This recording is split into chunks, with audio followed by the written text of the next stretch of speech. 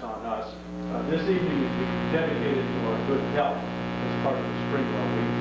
We hope nothing we do tonight offends you. Our humor is all in taste, some good and some bad. One of the things that we have found in our class is that humor is really good for our health.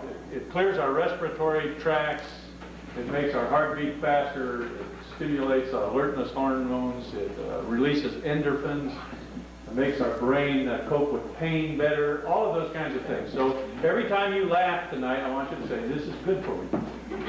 There are not very many things in life you can uniformly say that this is good for me. But one of the things we found in class is that you can find humor in the oddest places. Places that you might think you'd never find it. Like one of the places we always think of as rather a somber place is church. But one of the things you can do to entertain yourself in church is you can grab a hold of the thing that most churches are handing out now to keep people from giving announcements. That's a phone number, isn't it? Our church bulletins. How many know what church bulletins are? Yeah, let's see. How many know what church is?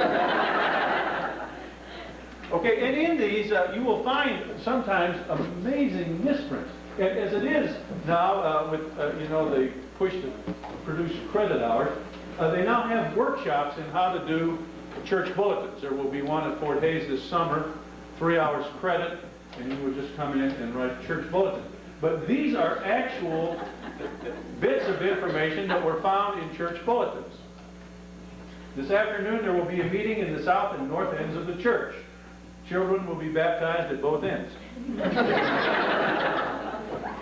Tuesday at 4 o'clock there will be an ice cream social. All ladies giving milk will please come early.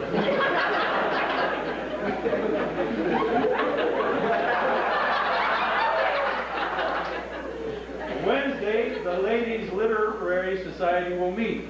Mrs. Johnson will sing, "Put Me in My Little Bed," accompanied by the pastor. These are actually out of church bulletins. Thursday at 5 p.m. there will be a meeting of the Little Mothers Club. All wishing to become little mothers will please meet the minister. Here's a recent one. The services will close with little drops of water. One of the ladies will quietly start, and the rest of the congregation will please join in. One from a couple weeks ago. This being Easter Sunday, we will ask Mrs. Johnson to come forward and lay an egg on the altar. On Sunday, a special collection will be taken to defray expenses of the new carpet. All wishing to do something on the carpet will please come forward and get it. My dog Ozzy would love that. And my favorite, the ladies of the church have cast off clothing of every kind, and they may be seen in the church basement on Friday. This last summer, my wife and I had our 25th wedding anniversary, and as a treat, we went to Ireland. And you probably heard some stories about Ireland, some of the battles between the Catholics and the Protestants in Northern Ireland. But even in situations like that may seem tense and taut, there is some humor. I'd like to share this one little bit of information from there. It has to do with a poor Irish priest up in Northern Ireland and his attempt to make some money. His name was Father Murphy, and he was from a very poor parish, and he was anxious to make some money. And what he heard was that the English made a lot of money by racing their horses. So he went to a horse auction, and being a totally guileless man, he ended up buying a donkey. And however, he thought, well, as long as I have this donkey, I might as well enter it in the races.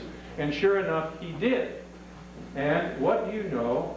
The donkey came in third. And in the Protestant newspaper the next morning, the headlines read, "Father Murphy's ass shows."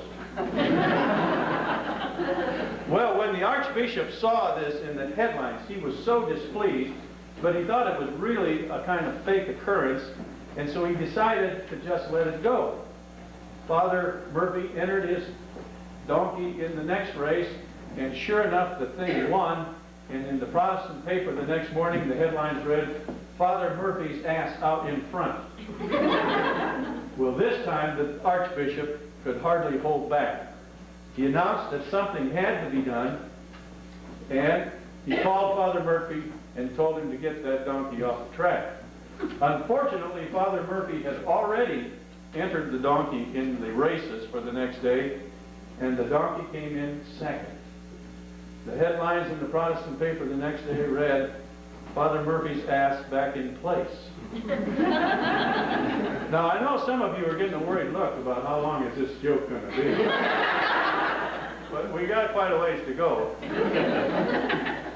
Well, the Archbishop called Father Murphy, and he said, "I don't care what's going on with that donkey, I want him out of the races." Father Murphy says he's already entered. He says, "I don't care, I want him out of the races."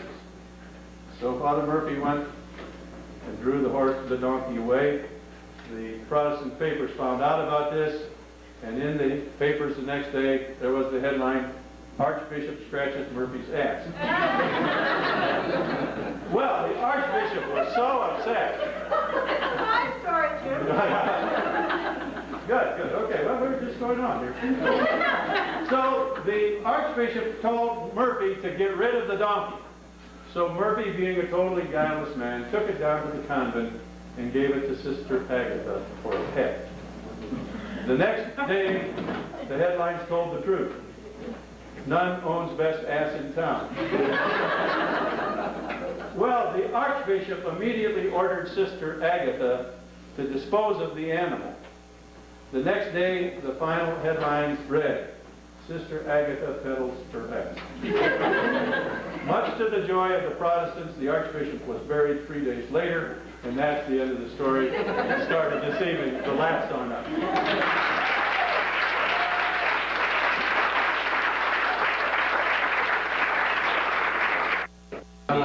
How you doing?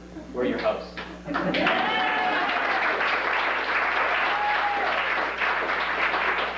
Still can't take a deep breath? I still can't take a deep breath. I told someone to take a deep breath once. They never let it out. I know CPR. You too? That's your name and number for after the show. You're turning red, you know. Thank you.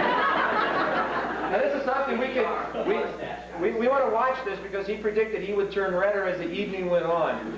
So if it's getting late, you know it's Up or down does it go? What are you going to show us your tan line? No.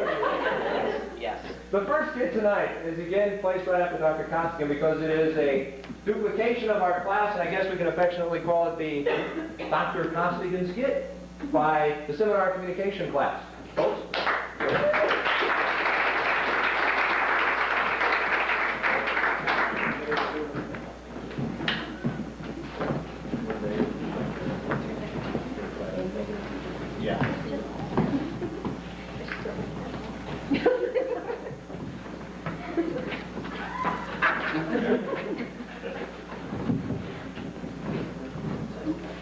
Nice tie.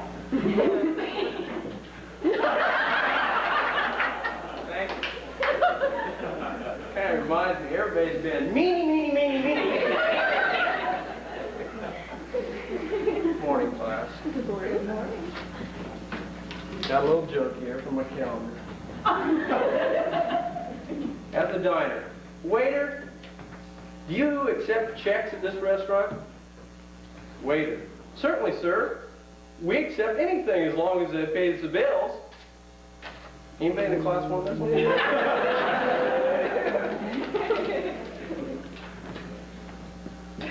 No wonder Illinois State was bad. Oh, well, we need to take a roll here. We've got Jenny, Tracy, our room. 8 minutes late again. Let's give Jacinta a standing ovation.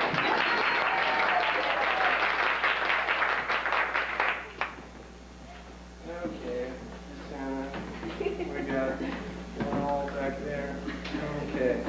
Francis Smith. Francis Smith?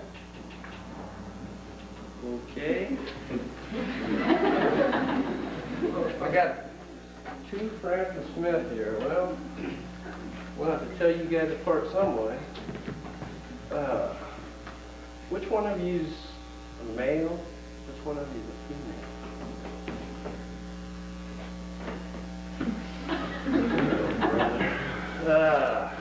Getting Which one of you is a man? Which one of you is a woman?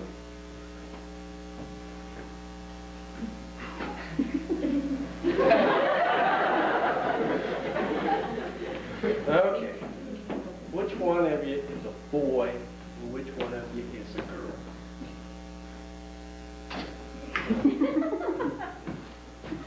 I hate to get this personal in class, but I'm going to have to ask you. Which one of you has a menstrual cycle? Well, it's got to be you, because I got me a Kawasaki.